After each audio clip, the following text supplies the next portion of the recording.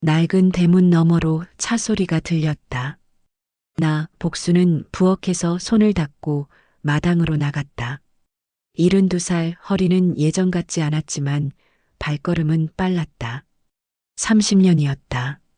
내 딸 은수가 이 집을 떠난 지 30년, 그리고 오늘 처음으로 내 손녀가 이 집 문턱을 넘는다. 혜성의 차가 멈췄다. 뒷문이 열리고 한 아이가 내렸다. 순간 나는 숨이 멎는 듯했다. 은수였다. 아니, 은수를 빼닮은 12살 소녀였다. 같은 큰 눈, 같은 오뚝한 코, 작은 얼굴에 고집스럽게 입을 다문 표정까지도 판박이었다. 지우구나. 내 목소리가 떨리지 않기를 바라며 말했다. 아이는 어색하게 고개만 숙였다. 인사는 없었다. 당연했다. 한 번도 만난 적 없는 할머니를 대하는 아이의 마음이 어떻겠는가. 혜성이 트렁크에서 짐을 꺼내 현관 앞에 내려놓았다. 그의 얼굴은 수척했다. 몇 년 전 명절 때 잠깐 본 것보다 훨씬 야위어 있었다. 잘 지내다 올게요, 어머니. 무슨 일 있니? 아니에요. 그냥 출장이 길어질 것 같아서요. 거짓말이었다. 30년간 혼자 살며 나는 사람의 눈빛을 읽는 법을 배웠다. 혜성의 눈에는 피로와 미안함, 그리고 말할 수 없는 비밀이 담겨 있었다. 하지만 묻지 않았다. 30년간 나는 묻지 않는 법도 배웠다. 아빠 언제 데리러 와? 지우가 물었다. 목소리에 불안이 묻어났다. 곧, 그게 전부였다.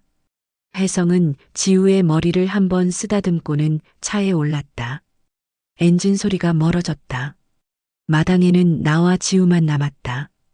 우리는 한참 서로를 바라보았다. 아이의 눈에는 경계심이 가득했다. 내가 먼저 시선을 돌렸다. 그 눈빛이 너무 은수를 닮아서 가슴이 아팠다. 밥은 먹었니? 평범한 질문이었지만 30년 만에 가족에게 하는 말이었다. 지우는 고개만 끄덕였다. 나는 돌아서서 집으로 들어갔다. 뒤따라오는 아이의 발걸음 소리가 망설여졌다. 집 안으로 들어선 지우가 주변을 둘러보는 것이 느껴졌다. 오래된 한옥, 곰팡이 냄새와 나무 냄새가 섞인 공기, 벽에 걸린 빛바랜 사진들. 이 집은 30년 전에서 멈춰 있었다. 은수의 방은 그대로였다. 매일 청소했고 이불도 정기적으로 빨았다. 하지만 지우에게 그 방을 줄 수는 없었다. 아직은. 대신 옆에 작은 방으로 안내했다. 여기서 지내면 된다. 방은 깨끗했지만 썰렁했다. 지우는 가방을 구석에 놓고 침대에 앉았다. 불편해 보였다. 나도 불편했다. 손녀를 처음 만났는데 어떻게 대해야 할지, 무슨 말을 해야 할지 몰랐다. 저녁을 준비하며 나는 계속 지우를 흘끔거렸다. 아이는 핸드폰만 보고 있었다. 은수도 그랬다. 뭔가 마음에 들지 않으면 입을 꾹 다물고 자기 세계에 빠져들곤 했다. 그럴 때면 나는 조바심이 났고 결국 잔소리를 했고 은수는 더 입을 다물었다. 그 악순환의 끝이 30년 전 그날이었다. 밥상을 차렸다. 된장찌개, 나물 몇 가지, 김치. 평범한 저녁이었다. 지우는 조용히 먹었다. 젓가락질이 서툴렀다. 혜성이 제대로 밥상 교육을 시키지 못한 모양이었다. 학교는 어떻게 다니니? 그냥 그래요. 친구들은 많니? 몇 명 있어요. 대화는 짧게 끝났다. 지우는 대답하기 싫어하는 것 같았다. 나는 더 묻지 않았다. 하지만 입은 제멋대로 움직였다. 내 엄마도 너 나이 때 참 예뻤는데.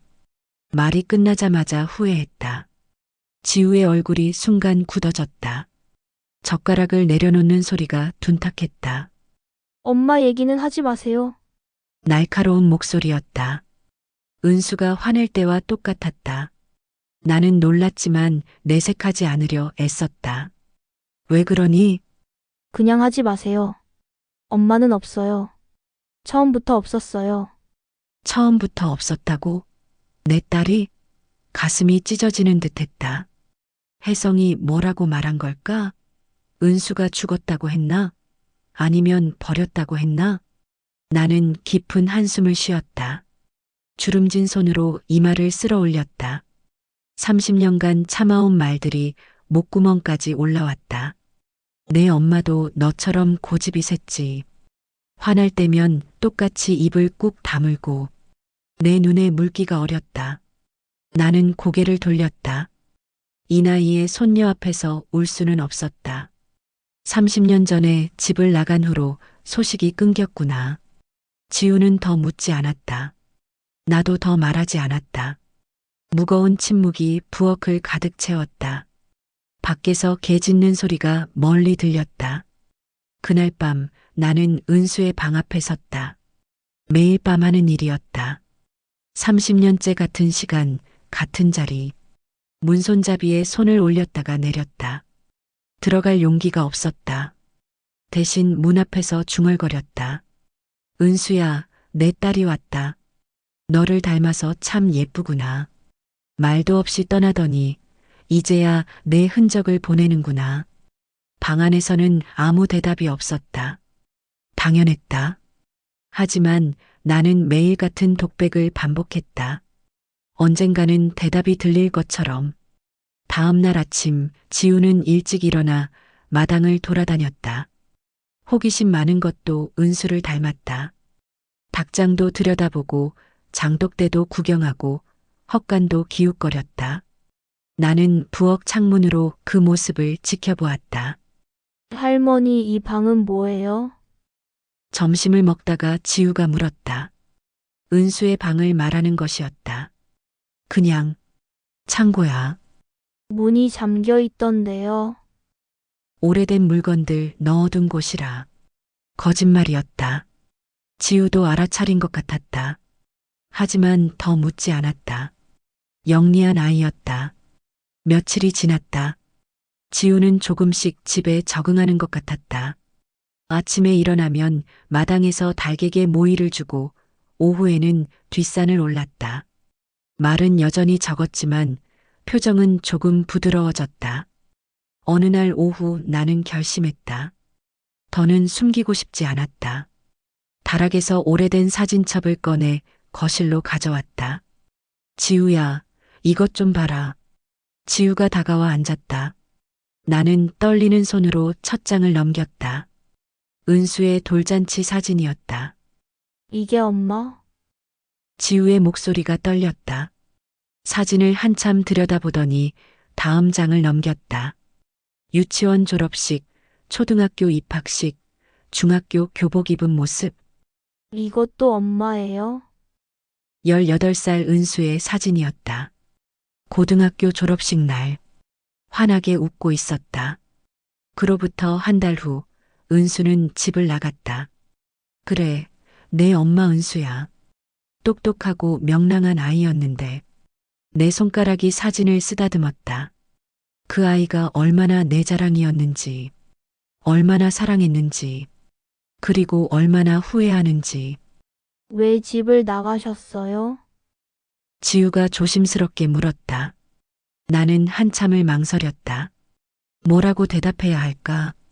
진실을 말해야 할까? 아니면 계속 숨겨야 할까? 그건 나도 정확히 모른단다. 비겁한 대답이었다. 사실 나는 알고 있었다.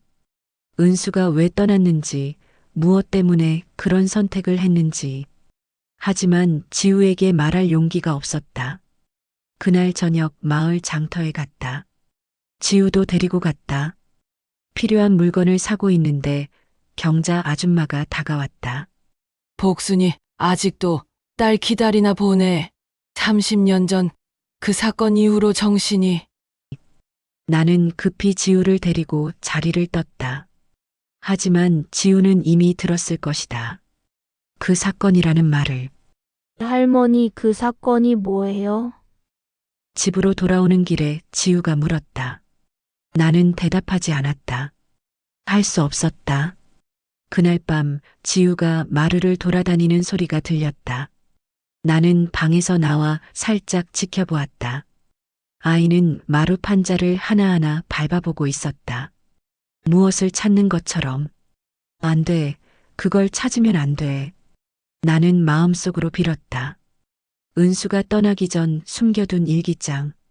마루 밑 비밀 공간에 30년째 숨겨져 있는 그것을 찾으면 안 됐다. 비거.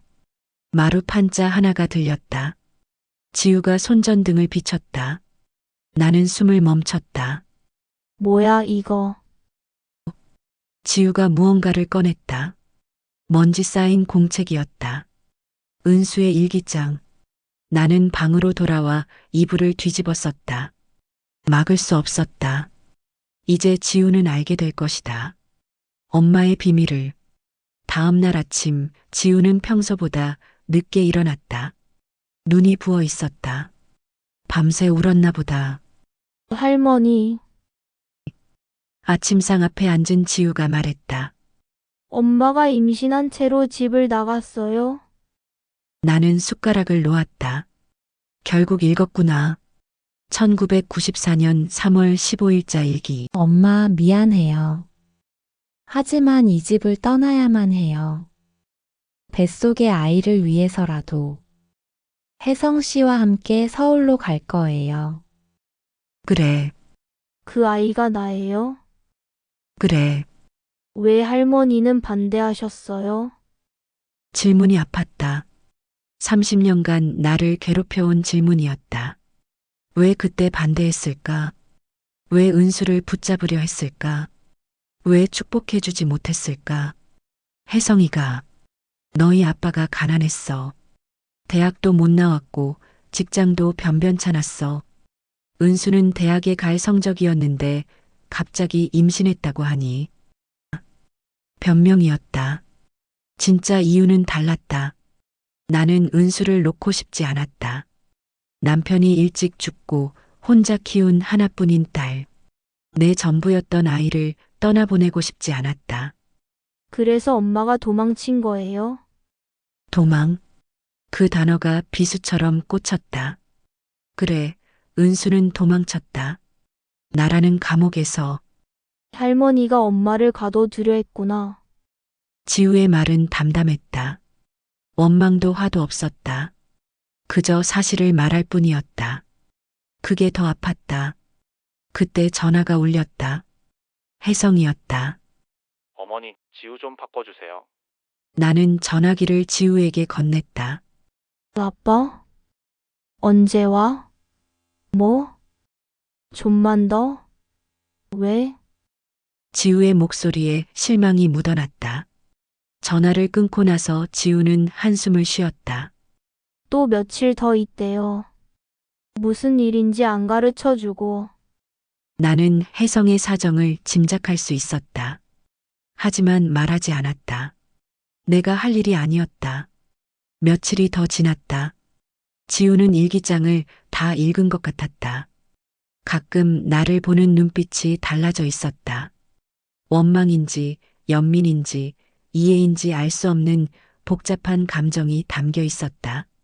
나는 매일 밤 은수의 방에서 편지를 썼다. 30년째 쓰는 답장 없는 편지들. 처음엔 돌아오라는 내용이었다. 그 다음엔 용서를 구하는 내용으로 바뀌었다. 이제는 그저 안부를 묻는 편지가 되었다. 은수야, 오늘은 내 딸과 된장찌개를 먹었다. 너도 좋아하던 것. 아이가 맛있게 먹는 것을 보니 내가 생각난다. 어느 날 밤 문이 살짝 열렸다. 지우였다. 할머니 뭐 하세요?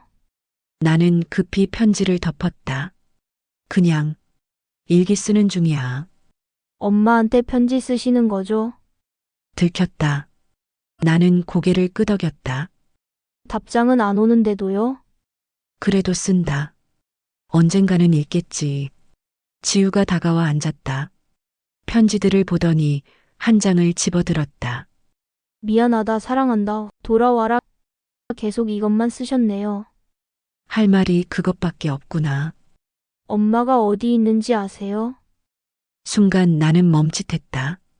알고 있었다. 혜성이 가끔 소식을 전해줬다. 하지만 직접 찾아갈 용기는 없었다. 모른다. 거짓말이었다. 지우도 알아차린 것 같았다.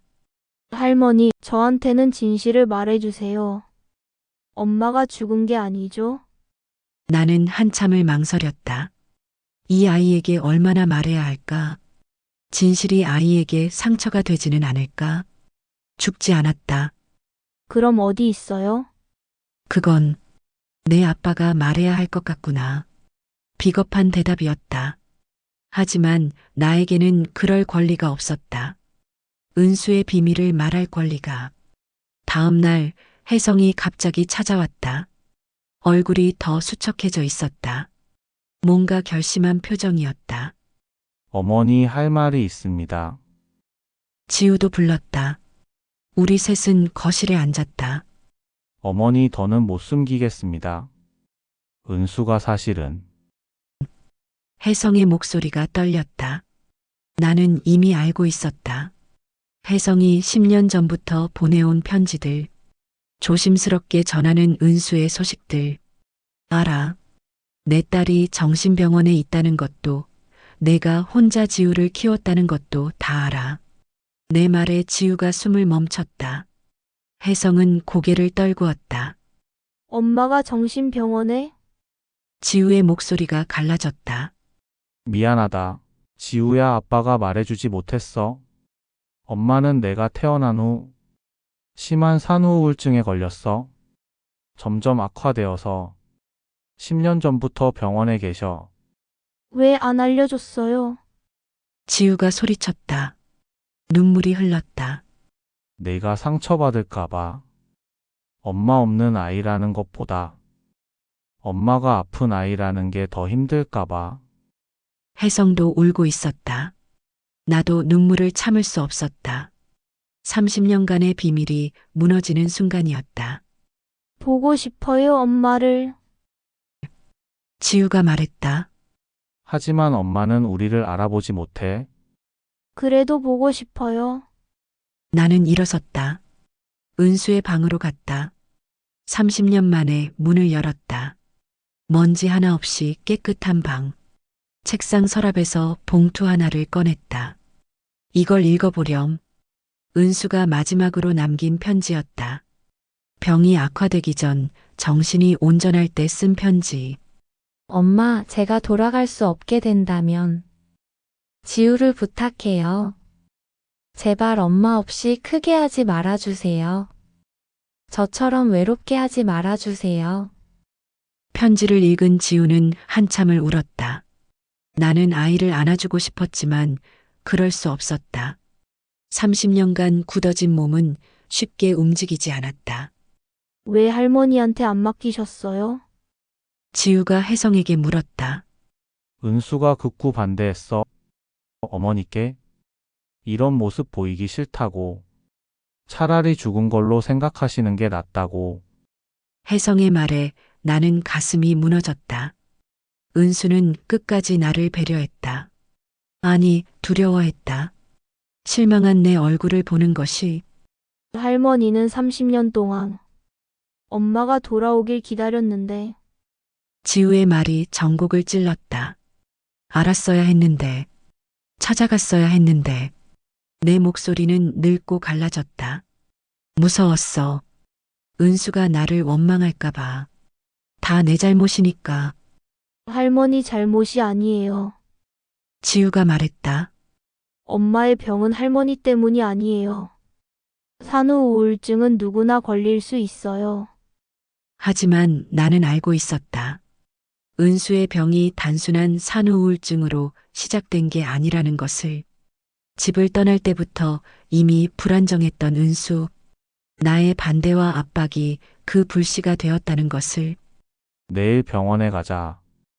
혜성이 말했다. 다 같이 가요. 가족이니까. 가족. 그 단어가 낯설었다.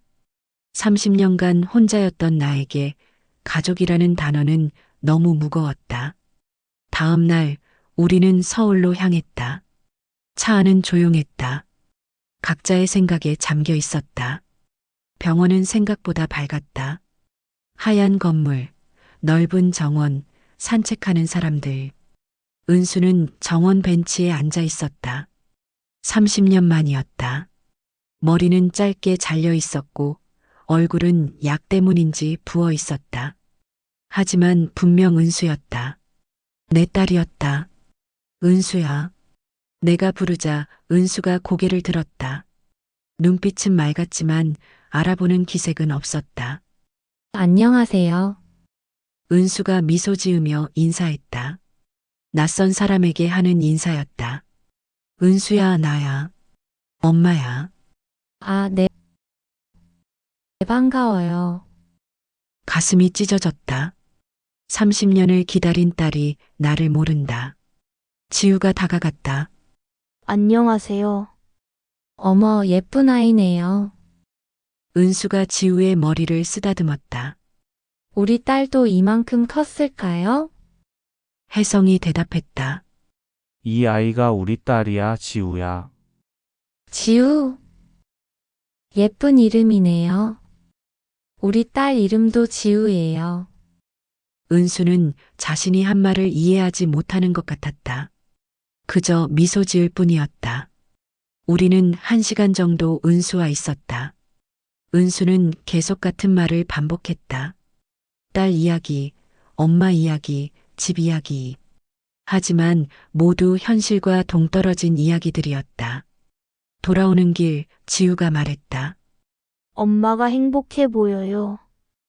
그래, 내 아프지만 평화로워 보여요. 나도 그렇게 느꼈다. 은수는 자신만의 세계에서 평화로웠다. 현실의 고통에서 벗어나. 집에 돌아온 후 나는 결심했다. 은수의 방을 지우에게 주기로. 이제 이 방은 내 방이다. 정말요? 그래, 내 엄마도 좋아할 거야. 지우는 방을 둘러보았다. 책상, 책장, 옷장. 모두 30년 전 그대로였다. 엄마 일기장도 여기 둬도 돼요?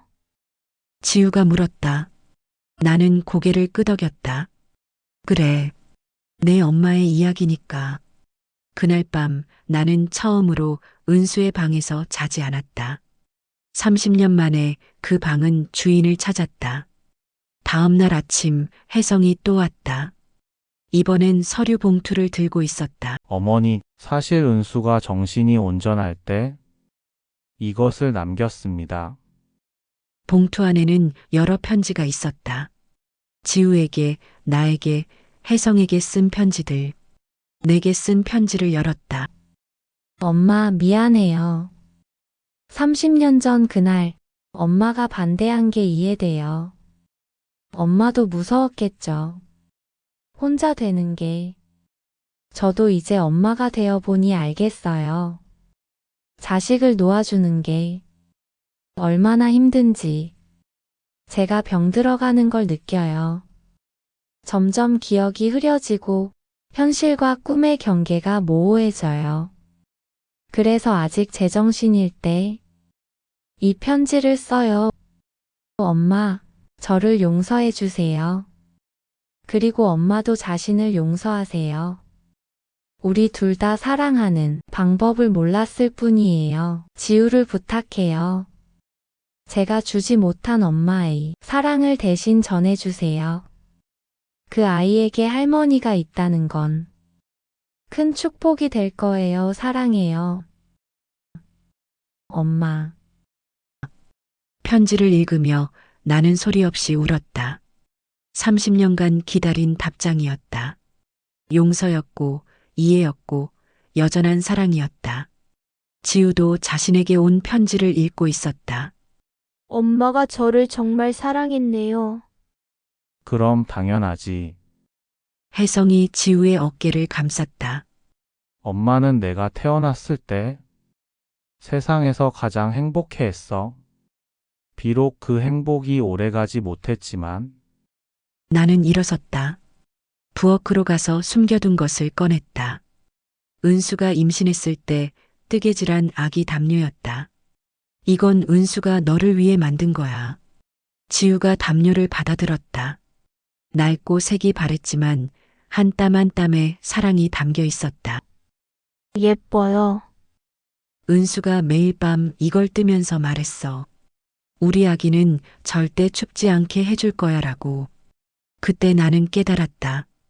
은수도 나도 우리는 모두 사랑했다. 다만 방법이 서툴렀을 뿐. 혜성이 말했다. 어머니, 이제 은수를 정기적으로 면회 가려고 합니다. 지우도 데리고요.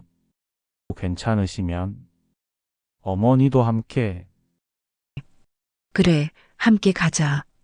30년 만에 처음으로 함께라는 말을 했다. 지우가 내 손을 잡았다. 할머니, 이제 우리가 가족이에요. 따뜻한 손이었다. 은수의 손과 닮은, 하지만 더 단단한 손. 그래, 우리가 가족이다. 몇 달이 지났다. 지우는 완전히 이 집의 일원이 되었다.